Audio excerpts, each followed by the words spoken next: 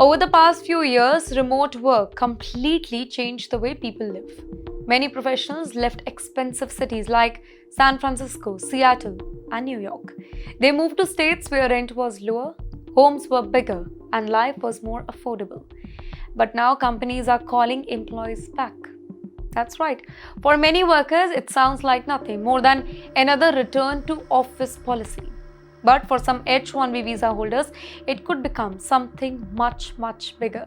Ladies and gentlemen, according to immigration rules, your approved work location matters. If your H-1B petition was approved for one location and you begin working from another location that falls outside the approved area, your employer may first need to complete additional immigration paperwork before you physically move there. This isn't simply an office policy anymore. It's an immigration compliance issue. Well, many employees assume that if their managers ask them to report to another office, they can simply book a flight and start working there following Monday. But let me remind you here, immigration experts say that that's not always the case. Before relocating, employers may need to file an amended petition and complete a new labor condition application depending on the circumstances.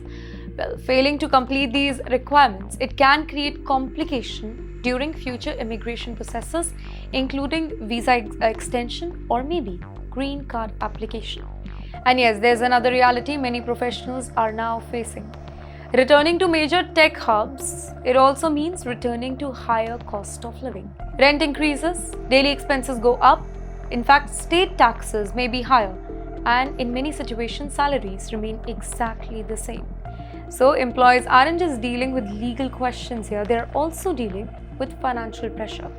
In the meantime, experts advise professionals to verify their approved visa location, speak with their company's immigration team before relocating, and ensure that every required document has been filed before making the move. Because let's be honest, today, changing your office address, it may involve much more than changing your daily commute.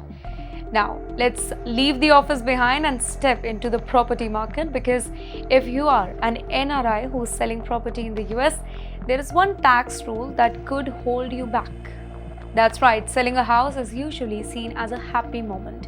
You find a buyer, you complete the paperwork, the deal is closed, and naturally you expect the money to arrive in your bank account. But for many NRIs selling property in the US, that's not always how it happens. That's easy. Because before they receive the full amount, a significant portion of the sale proceeds, it may already be withheld. The reason is the US law known as FIRPTA, the Foreign Investment in Real Property Tax Act. Under this particular rule, when certain non-residents sell property in the US, the buyer or the closing agent may be required to withhold part of the sale amount and send it directly to the US government. Here's the important point. The withholding is generally based on the sale price, not necessarily on the actual profit. So that means even if somebody made only a small gain, or in some situations even sold at a loss, the withholding requirement may still apply until the final tax liability is determined.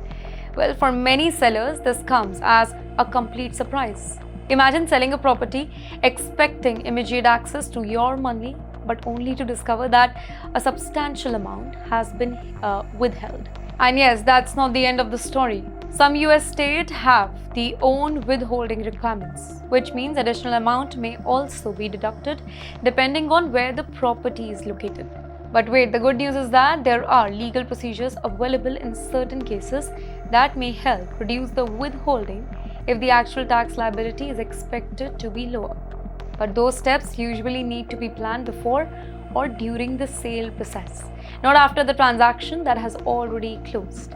Here, financial experts say that this is why NRIs planning to sell the US property should coordinate with tax professionals well in advance.